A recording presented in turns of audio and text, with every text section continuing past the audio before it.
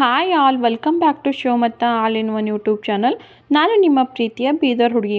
ನಾನಿವತ್ತು spring roll ರೆಸಿಪಿನ ನಿಮ್ಮ ಜೊತೆ ಶೇರ್ ಮಾಡ್ಕೋತಾ ಇದ್ದೀನಿ. ಇದು ಮಾಡೋದು ತುಂಬಾ ಈಸಿ. ಬನ್ನಿ ಹೇಗೆ ಮಾಡೋದು ಅಂತ ನೋಡ್ಕೊಳ್ಳೋಣ. ಮೊದಲಿಗೆ 1 ಕಪ್ ಆಗೋಷ್ಟು ಗೋಧಿ ಹಿಟ್ಟನ್ನ ತೊಗೊಂಡಿದ್ದೀನಿ. ಆಮೇಲೆ ಅದಕ್ಕೆ ಒಂದು 3-4 ಸ್ಪೂನ್ ಆಗೋಷ್ಟು ಮೈದಾ ಹಿಟ್ಟನ್ನ ಸೇರಿಸ್ಕೊಂಡು ಒಂದು ಸ್ವಲ್ಪನೇ ಉಪ್ಪು ಹಾಕ್ಕೊಂಡು ಎಲ್ಲನೂ ಮಿಕ್ಸ್ ಮಾಡ್ಕೊತಾ ಇದ್ದೀನಿ. ಇದನ್ನು ನೀವು ಪೂರ್ತಿ ಮೈದಾ ಹಿಟ್ಟಿಂದ ಬೇಕಾದ್ರೂ ಮಾಡ್ಕೋಬೋದು, ಆದರೆ ಅಷ್ಟೊಂದು ಹೆಲ್ತ್ಗೆ ಒಳ್ಳೆಯದಲ್ಲ, ಜೀರ್ಣನೂ ಬೇಗ ಆಗಲ್ಲ ಅಂತ ನಾನಿಲ್ಲಿ ಗೋಧಿ ಹಿಟ್ಟನ್ನ ಜಾಸ್ತಿ ತೊಗೊಂಡು ಅದಕ್ಕೆ ಒಂದು ಸ್ವಲ್ಪನೇ ಮೈದಾ ಹಿಟ್ಟು ತೊಗೊಂಡಿದ್ದೀನಿ. ಆಮೇಲೆ ಇದಕ್ಕೆ ಒಂದು ಸ್ವಲ್ಪನೇ ನೀರನ್ನ ಹಾಕ್ಕೊಂಡು ಚಪಾತಿ ಹಿಟ್ಟಿನ ಹದಕ್ಕೆ ಕಲಿಸ್ಕೊತಾ ಇದ್ದೀನಿ. ಕಲಿಸ್ಕೊಂಡಾದಮೇಲೆ ಕೊನೆಗೆ ಒಂದು ಸ್ವಲ್ಪ ಎಣ್ಣೆನ ಹಾಕ್ಕೊಂಡು ಈ ಥರ ಮೇಲೆಲ್ಲ ಹಚ್ಕೊಂಡು ಒಂದು 10-15 ನಿಮಿಷ ಹಿಟ್ಟನ್ನ ನೆನೆಯೋಕ್ಕೆ ಬಿಡಬೇಕು. ಅದು ನೆನೆಯೋಷ್ಟರಲ್ಲಿ ಇಲ್ಲಿ ಇವಾಗ ವೆಜ್ ಸ್ಪ್ರಿಂಗ್ ರೋಲ್ಗೆ ಸ್ಟಫಿಂಗ್ ರೆಡಿ ಮಾಡ್ಕೊಳ್ಳೋಣ. ಇದಕ್ಕೆ ಒಂದು ಬಾಣಲಿಲಿ ಒಂದು ಸ್ವಲ್ಪ ಎಣ್ಣೆ ಹಾಕ್ಕೊಂಡು ಇದಕ್ಕೆ 1 ಸ್ಪೂನ್ ಆಗೋಷ್ಟು ಜೀರಿಗೆನೇ ಹಾಕ್ಕೊಂಡು ಅದಕ್ಕೆ ಒಂದು ದಪ್ಪ ಕಟ್ ಮಾಡ್ಕೊಂಡಿರೋ ಈರುಳ್ಳಿನ ಹಾಕ್ಕೊಂಡು ಒಂದು ಸ್ವಲ್ಪನೇ ಫ್ರೈ ಮಾಡ್ಕೋಬೇಕು. ಅದಕ್ಕೆ ಒಂದು 4-5 ಬೆಳ್ಳುಳ್ಳಿನ ಜಜ್ಜಿಬಿಟ್ಟು ಹಾಕ್ಕೋತಾ ಇದ್ದೀನಿ. ಮತ್ತು ಇಲ್ಲಿ ಇವಾಗ ನಾನು ಒಂದು ಸ್ವಲ್ಪ ಕ್ಯಾರೆಟು ಸಣ್ಣದಾಗಿ ಉದ್ದುದ್ದಕ್ಕೆ ಕಟ್ ಮಾಡ್ಕೊಂಡಿದ್ದೀನಿ, ಒಂದು ಸ್ವಲ್ಪ ಬೀನ್ಸು ಮತ್ತು ಉದ್ದುದ್ದಕ್ಕೆ ಕಟ್ ಮಾಡ್ಕೊಂಡಿರೋ ಕ್ಯಾಪ್ಸಿಕಮ್ಮು ಇದನ್ನೆಲ್ಲ ಸೇರಿಸ್ಕೊಂಡು ಒಂದು ಸ್ವಲ್ಪ ಬಾಡಿಸ್ಕೊತಾ ಇದ್ದೀನಿ. ಸ್ವಲ್ಪ ಬಾಡಿಸ್ಕೊಂಡಾದಮೇಲೆ ಮತ್ತು ಸಣ್ಣದಾಗಿ ಉದ್ದುದ್ದಕ್ಕೆ ಕಟ್ ಮಾಡ್ಕೊಂಡಿರೋ ಕ್ಯಾಬೇಜ್ನ ಇಲ್ಲಿ ಹಾಕ್ಕೊಂಡು ಒಂದು ಸ್ವಲ್ಪ ಫ್ರೈ ಮಾಡ್ಕೊತಾ ಇದ್ದೀನಿ. ಇದಾದಮೇಲೆ ಕೊನೆಯಲ್ಲಿ ಒಂದು ಟೊಮೆಟೊನ ಇಲ್ಲಿ ಸೇರಿಸ್ಕೊತಾ ಇದ್ದೀನಿ. ಟೊಮೆಟೊನೂ ಅಷ್ಟೇ ಸಣ್ಣದಾಗಿ ಕಟ್ ಮಾಡಿಕೊಂಡು ಸೇರಿಸ್ಕೊತಾ ಇದ್ದೀನಿ. ಇದೆಷ್ಟೆಲ್ಲನೂ ಒಂದು ಸ್ವಲ್ಪನೇ ಫ್ರೈ ಮಾಡ್ಕೋಬೇಕು.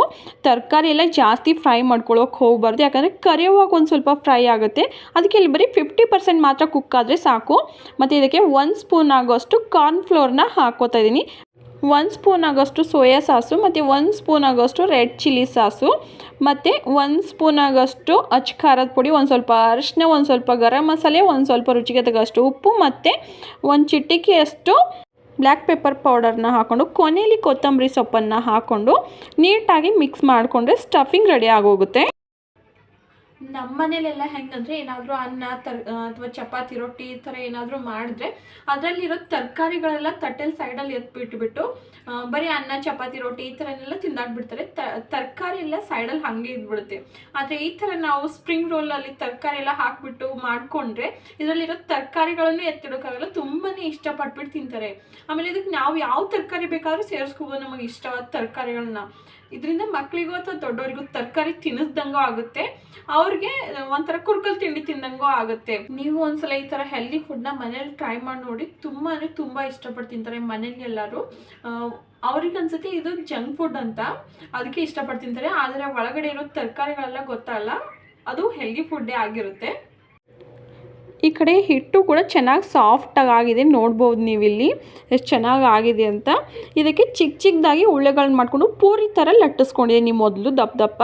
ಅದಾದಮೇಲೆ ಒಂದು ಸ್ವಲ್ಪ ಎಣ್ಣೆ ಹಾಕ್ಕೊಂಡು ಒಂದು ಸ್ವಲ್ಪ ಗೋಧಿ ಹಿಟ್ಟನ್ನ ಹಾಕ್ಕೊಂಡು ಅದ್ರ ಮೇಲೆ ಇನ್ನೊಂದು ಪೂರಿನ ಇಟ್ಕೊತಾ ಇದ್ದೀನಿ. ಮತ್ತು ಸೇಮ್ ಇನ್ನೊಂದು ಸಲ ಹಾಗೆ ಎಣ್ಣೆನ ಹಾಕ್ಕೊಂಡು ಮತ್ತು ಒಂದು ಸ್ವಲ್ಪ ಗೋಧಿ ಹಿಟ್ಟನ್ನ ಹಾಕ್ಕೊಂಡು ಮತ್ತು ಇನ್ನೊಂದು ಪೂರಿನ ಇಟ್ಕೊತಾ ಇದ್ದೀನಿ.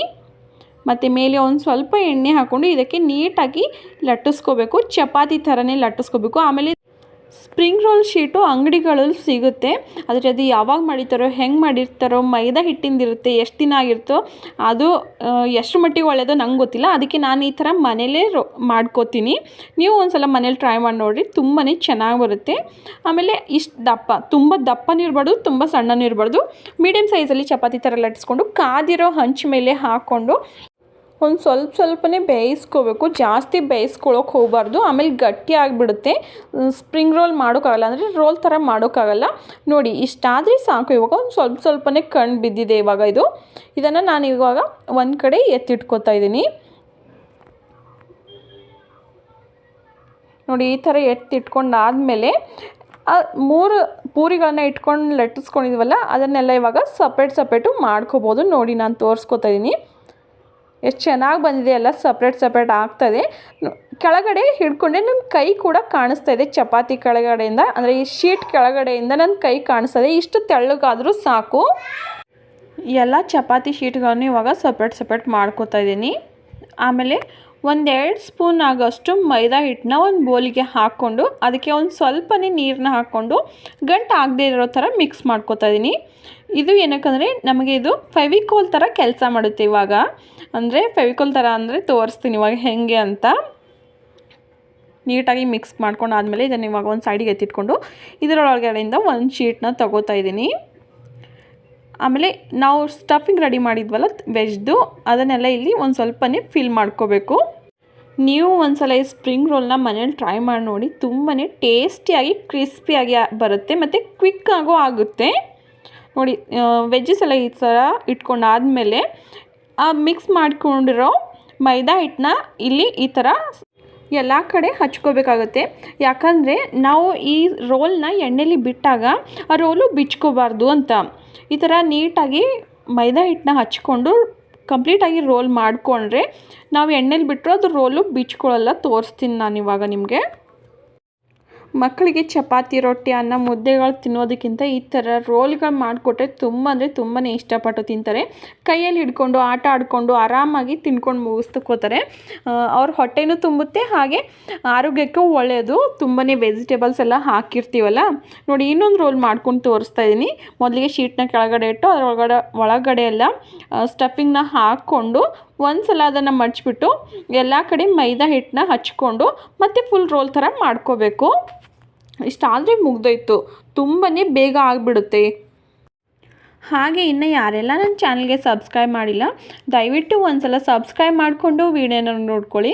ಹಾಗೆ ವಿಡಿಯೋ ಇಷ್ಟ ಆದರೆ ಲೈಕ್ ಮಾಡೋದನ್ನು ಮರಿಬೇಡಿ. ಮತ್ತು ನಿಮ್ಮ ಫ್ರೆಂಡ್ಸ್ ಆ್ಯಂಡ್ ಫ್ಯಾಮಿಲಿಗೂ ಶೇರ್ ಮಾಡಿ. ದೊಡ್ಡವ್ರಿಗಾದರೆ ಟೀ ಟೈಮಲ್ಲಿ ಈ ಥರ ಸ್ನ್ಯಾಕ್ಸ್ ಮಾಡ್ಕೊಂಡು ತಿಂದರೆ ಎಷ್ಟು ಚೆನ್ನಾಗಿರುತ್ತಲ್ವಾ. ಇವಾಗ ಎಲ್ಲ ಸ್ಪ್ರಿಂಗ್ ರೋಲು ರೆಡಿ ಆಗಿದೆ. ಇವಾಗ ಇದನ್ನು ಕಾದಿರೋ ಎಣ್ಣೆಯಲ್ಲಿ ಒಂದೊಂದಾಗೆ ಹಾಕ್ಕೊಂಡು ನೀಟಾಗಿ ಗೋಲ್ಡನ್ ಬ್ರೌನ್ ಆಗೋವರೆಗೂ ಫ್ರೈ ಮಾಡ್ಕೋಬೇಕಾಗುತ್ತೆ. ನಾನು ಹಾಕ್ಕೊಂಡಿದ್ದೀನಿ ನೋಡಿ. ಇವಾಗ ಒಂದು ರೋಲು ಬಿಚ್ಕೋತಾ ಇಲ್ಲ, ಯಾಕಂದರೆ ಅದು ಮೈದಾ ಹಿಟ್ಟನ್ನ ಹಚ್ಕೊಂಡಿದ್ವಲ್ಲ ಅದಕ್ಕೋಸ್ಕರ. ಇದು ಗೋಧಿ ಹಿಟ್ಟಿಂದ ಮಾಡಿದ್ರಿಂದ ತುಂಬಾ ಹೆಲ್ದಿಯಾಗಿರುತ್ತೆ. ನೋಡಿ ಇಷ್ಟು ಫ್ರೈ ಆದರೂ ಸಾಕು. ಸ್ಪ್ರಿಂಗ್ ರೋಲ್ ರೆಡಿ ಆಗೇ ಬಿಡ್ತು.